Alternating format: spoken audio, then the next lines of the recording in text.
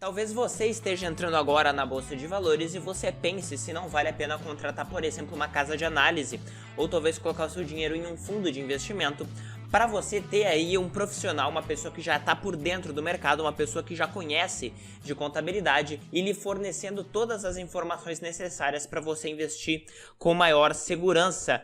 E é sobre isso que eu vou falar nesse vídeo. Por que eu não invisto através de casas de análise? Eu já fiz isso no passado, não faço mais hoje. E também por que eu não invisto através de fundos de investimento ativos, em que existem sim profissionais que vão fazer a seleção das ações por mim. E vou explicar então para você exatamente por que eu não uso recomendações de especialistas para os meus investimentos. Se você gosta desse conteúdo, meu nome é Otávio Paranhos e nesse canal eu falo como você monta uma carteira de aposentadoria global, investindo no Brasil, investindo no exterior, especialmente em renda variável, especialmente em ações, de uma forma passiva e de uma forma sistemática. Então já aproveita e dá um like no vídeo, porque você vai gostar do conteúdo, e também me segue no Instagram, é otavio.paranhos, eu respondo perguntas lá todos os dias.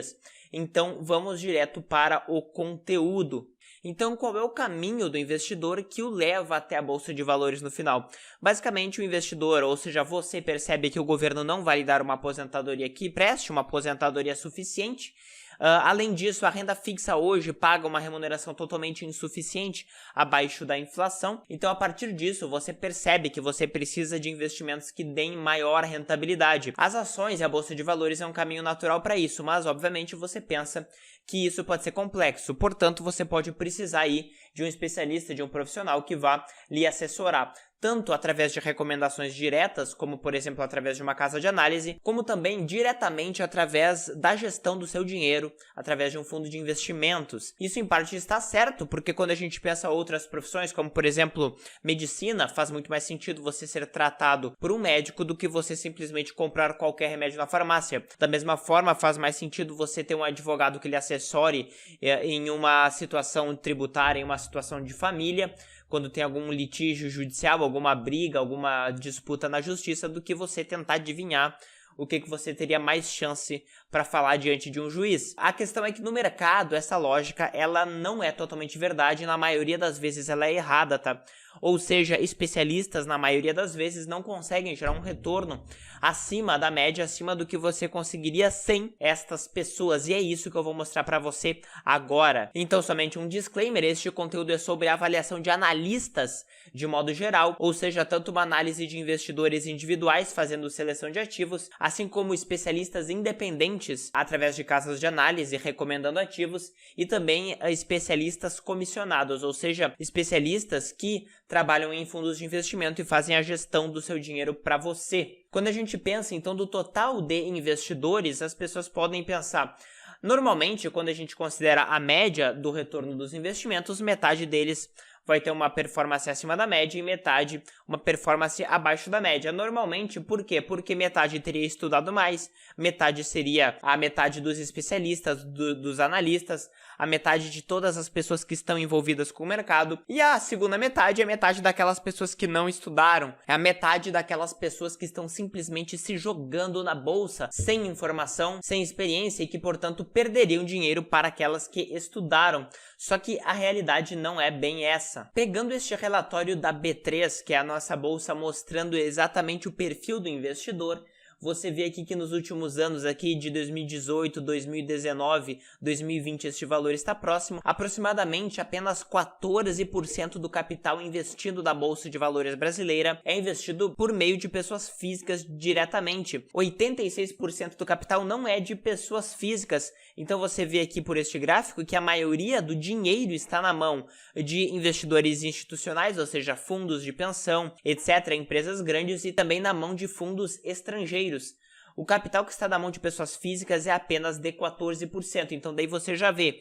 Você já pode pressupor que todo esse dinheiro que já está na mão de investidores institucionais já é um dinheiro daqueles que estudaram, certo? Porque não são pessoas leigas que estão fazendo a gestão da maioria do capital que está na Bolsa Brasileira. Aí você pode ver destas pessoas físicas diretamente, será que todas elas não sabem investir? Novamente aqui no relatório da B3, quando a gente observa a evolução da faixa etária dos investidores brasileiros de 2013 até agora, você vê que em 2013 havia apenas 400 mil investidores e hoje, recentemente, já passa de 2 milhões e 600, mas em 2013 você via que 80% dos investidores tinham acima de 40 anos de idade, 56% tinham acima de 60 anos de idade. Portanto, você vê que eram pessoas realmente que já estavam no mercado há muito mais tempo, que ou herdaram ações, ou eram os próprios acionistas originais das empresas negociadas em bolsa. Eles tinham o principal capital da Bolsa de Valores em termos percentuais.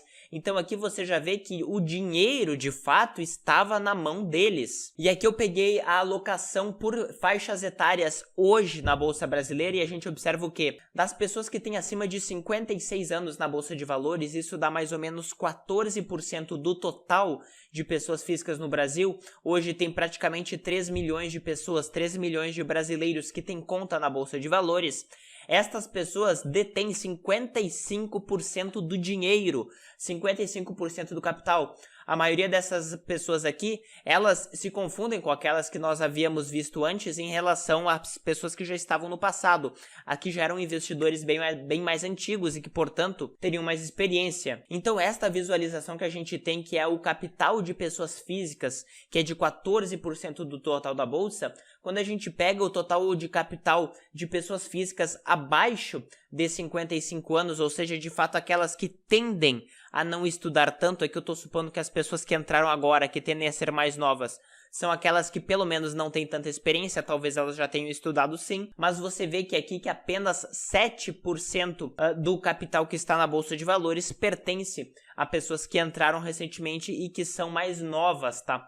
Então assim, você tem que ter muito claro que quando você negocia na Bolsa de Valores, você não está negociando com o seu vizinho, você está negociando com pessoas que na imensa maioria das vezes ou são bem mais velhas e têm bem mais experiência, certamente elas têm mais dinheiro e muito provavelmente elas são investidores institucionais, são fundos de pensão, são fundos estrangeiros e que, portanto, não são amadores e que, portanto, são profissionais e são especialistas. Então, na realidade, a maioria do dinheiro que é negociado na Bolsa de Valores já é investido por especialistas. Então, a própria média da Bolsa nada mais é do que a média destes especialistas no mercado. Isso tem que ficar muito claro. Outro ponto é que os profissionais, estes profissionais que nós acabamos de ver, eles não fazem as projeções corretas. Como assim, Otávio, não fazem as projeções corretas? Existe uma empresa bem antiga que se chama Refinitiv, e o que ela faz? Ela cria um banco de dados de projeções de analistas no mundo inteiro.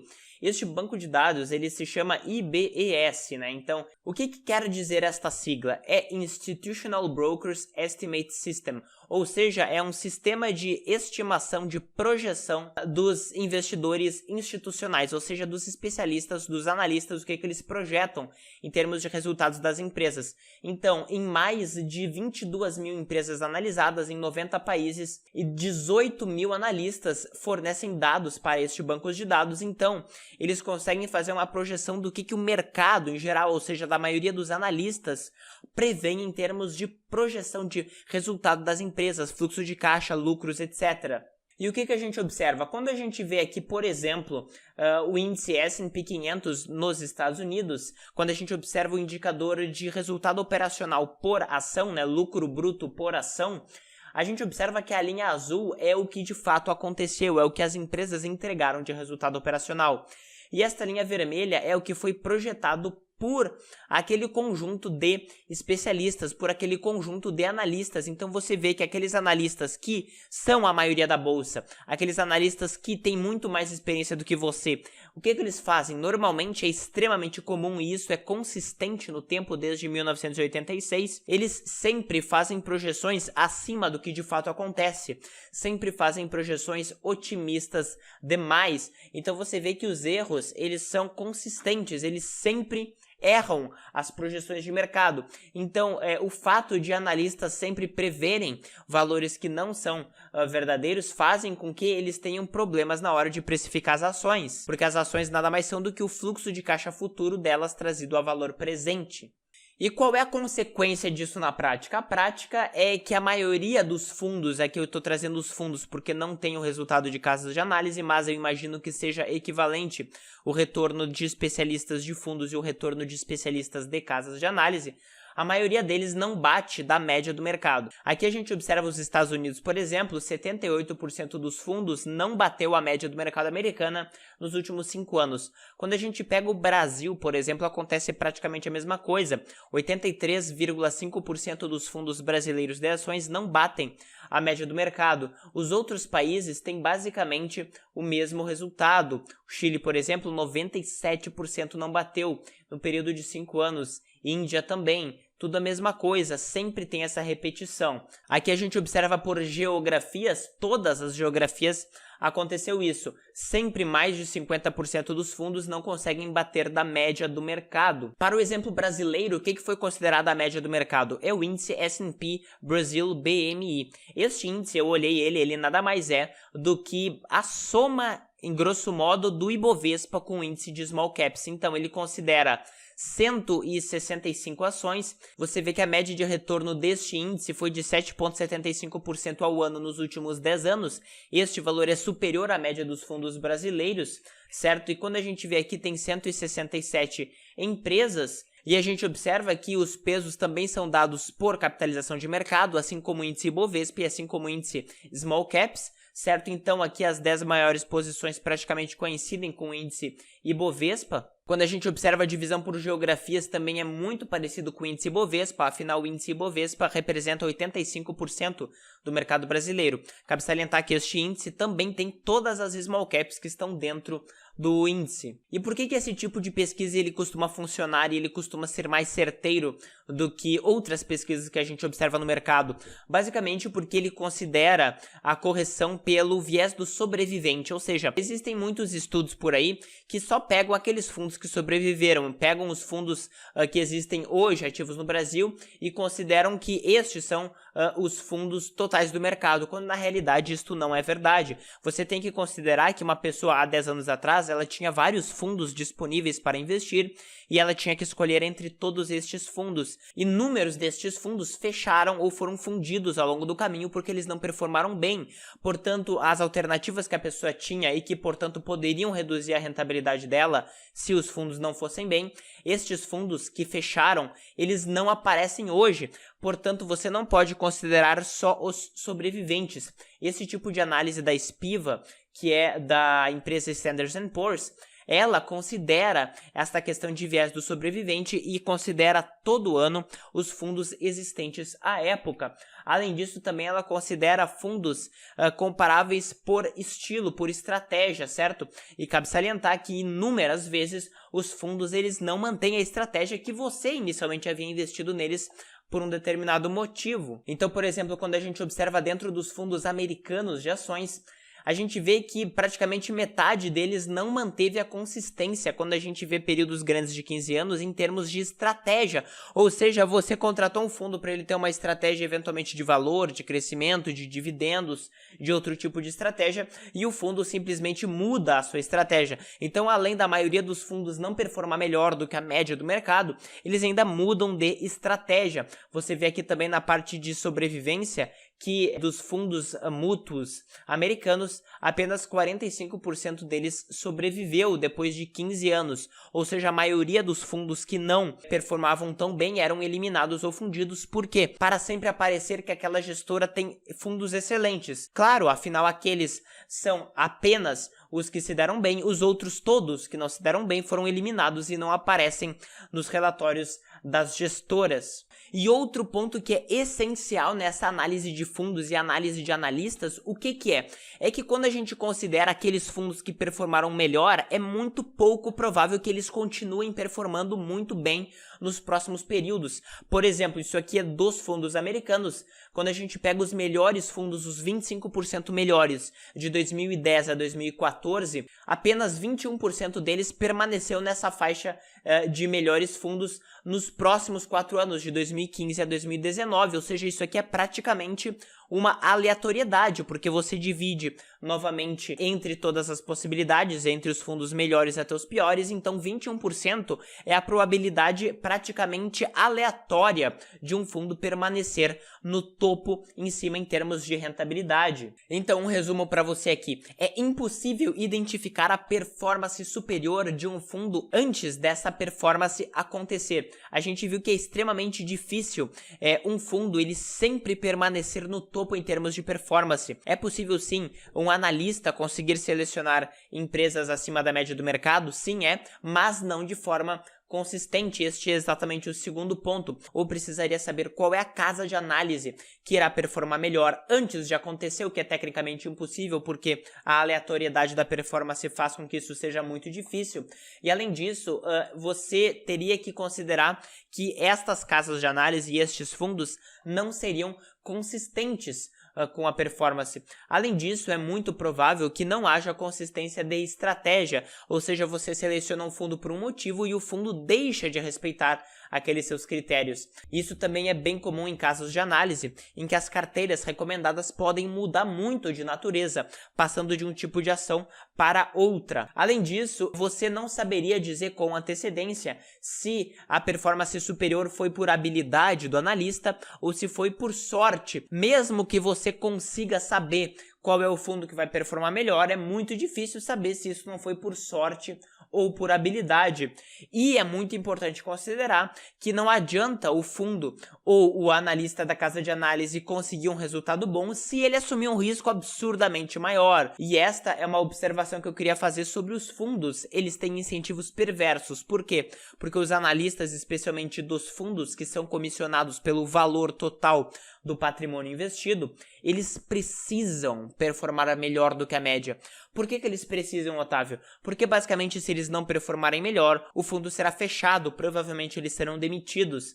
Então eles têm um incentivo claro a assumir mais risco. E este maior risco pode se dar tanto por concentração quanto por alavancagem, para provar que eles rendem mais do que a média do mercado e assim se manterem abertos.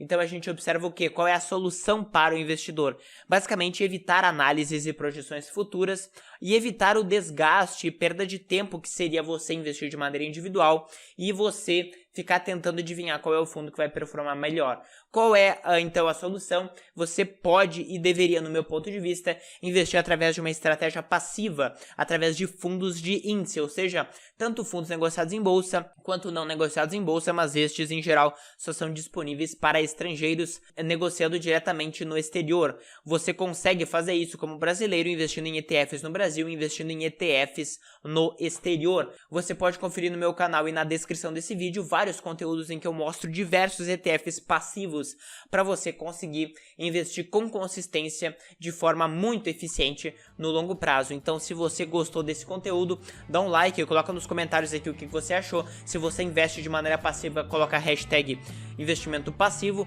ou investimento ativo. Então, esse é o conteúdo que eu queria passar para você. Se inscreve no canal e ativa as notificações para você não perder nada que eu coloco aqui. Valeu!